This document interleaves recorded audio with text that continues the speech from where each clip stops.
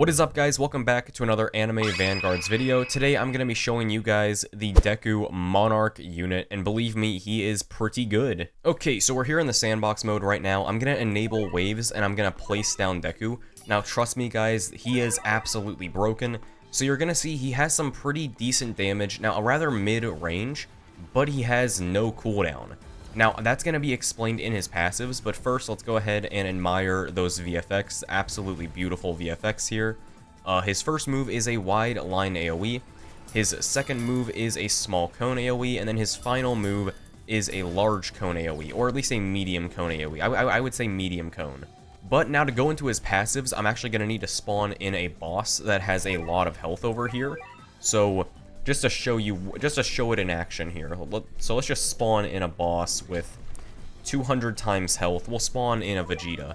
So now you're gonna notice that he's going to attack him, and his SBA is going to increase by 0.4 seconds.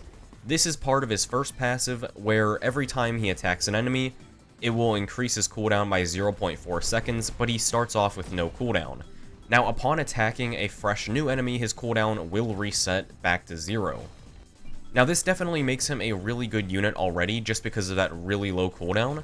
It's also really important to note that even if you're hitting a fresh new enemy at the same time as a boss that you've been attacking, it will not refresh your cooldown.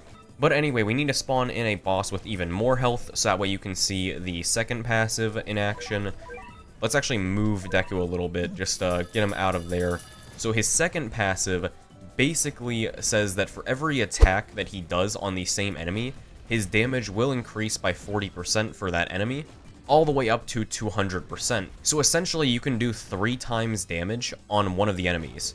Now another part of that passive right there, so we're gonna increase his speed when we spawn him in again, but another part of that passive is that if an enemy will leave his range, he will then teleport to where that enemy is. So we're going to see that in just a second here. The second that Vegeta leaves this little range over here, Deku is going to teleport over to him, which I think is really cool because basically he can move. Yeah, there we go, he can move. Now granted, it's not going to do much over here, but this will be a very useful passive in other game modes. So funny enough, you're also going to see that he does not have a capped limit for how many times he can move. So he's going to move over and over again. The only requirement, though, is that you can't do it more than once every 2 seconds. But he is moving and he's following the boss all the way to the exit. So definitely a really good unit. Now, the only thing I can think of that's bad about that is that he cannot move forward. So you have to, after that, you have to then place him back down because he just simply won't go back to where he was before. Another tiny thing that could go wrong with using him is that there is no cap, I believe, to how much SPA he can get. So while he starts off really good at 0 seconds for a cooldown, eventually if you're attacking the same enemy for too long, you might just have to deal with getting up to 5-second cooldown, 10-second cooldown, even like 15-second cooldown. So it really just depends on how quick you can kill enemies with him. But yeah, guys, that's the showcase. Before we end off here, I got a joke for you guys as always. So a stoner, a Jedi, and an emergency room surgeon all walk into a bar. It was blunt force trauma.